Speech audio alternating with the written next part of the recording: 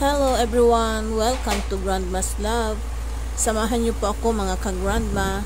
Magluluto tayo ng chicken sotanghon soup. Sakto po sa malamig na panahon. Masarap pumigop ng mainit na sabaw. So, umpisahan na natin ang pagluluto. Nagpainit na po ako ng kawali and then lagyan po natin ng mantika. Igisa po natin ang sibuyas at bawang.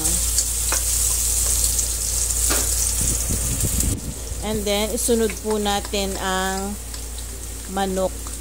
Yung pong ating gagamitin pang sahog sa ating chicken sotanghon soup. And then, lagyan po natin ng paminta. Durog na paminta. Haluin lang po natin. Igisa po natin ng maigi.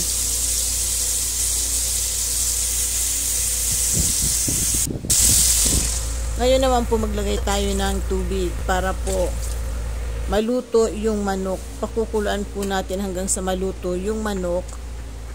And then kapag po luto na yung manok, ilagay na po natin yung sotanghon noodles.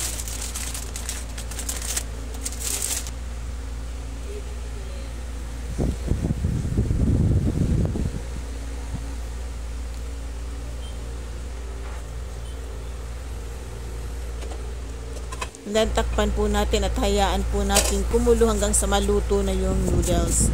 Kapag po kumulo na, lagyan na po natin ng asin.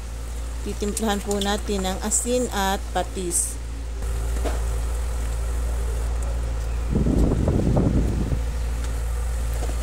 So, kumulo na po ang ating sotanghon.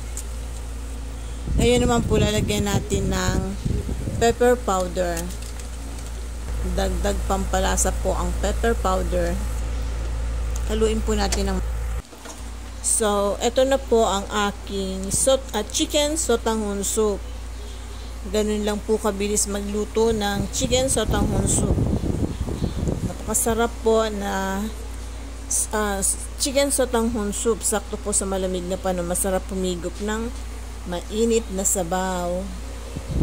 So, halu-haluin lang po muna natin para po magpantay-pantay ang kanyang pagkaluto.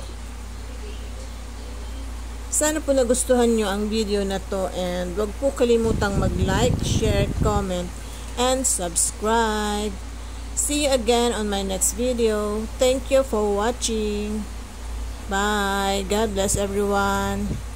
Ganito lang po kabilis magluto ng chicken sotanghon soup. Maraming pong salamat sa lahat ng nag-subscribe sa aking channel. Happy 1K!